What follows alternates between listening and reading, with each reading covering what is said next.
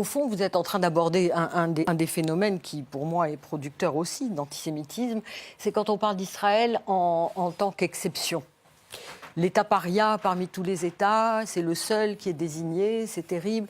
Alors moi, entrez sur le site de l'Union européenne à la rubrique sanctions de l'Union européenne. Il y a des dizaines de pays du monde qui sont sanctionnés par l'Union européenne avec des sanctions très diverses, des sanctions militaires, des sanctions financières, des sanctions économiques, etc. Alors là, pour le coup, il manque quelqu'un.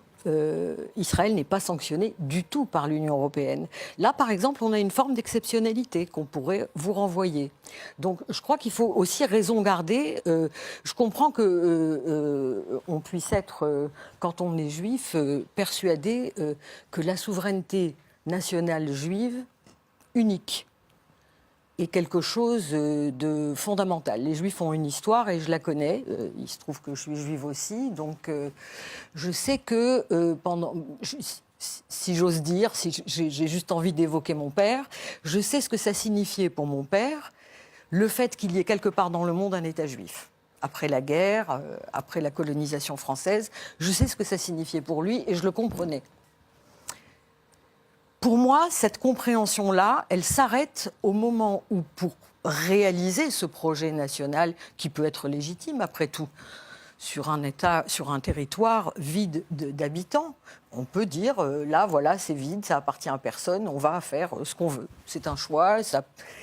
Là où ça s'arrête pour moi, en tout cas, et pour sans doute beaucoup d'antisionistes comme moi, c'est quand pour faire ça, on s'en prend à un peuple qui n'a absolument rien à voir avec toute cette histoire juive et qui est progressivement écrasé depuis près d'un siècle dans le silence. Parce que tout ce que nous venons de dire ne fait que dessiner un énorme trou au milieu de ce studio, qui est ce qui se passe aujourd'hui.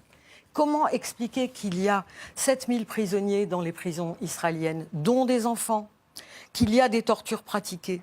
Comment expliquer qu'1,5 million de personnes vivent à Gaza, sous blocus, sous un siège scandaleux, avec, écoutez, j'ai à côté de moi MSF, monsieur MSF, avec aujourd'hui une eau qui n'est plus potable, avec...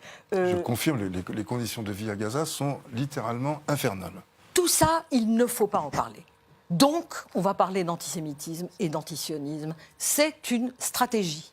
C'est une stratégie et nous en avons toutes les preuves, vous et moi. Quand je dis nous, c'est pas nous les militants. C'est qui veut lire et qui veut le savoir, le sait.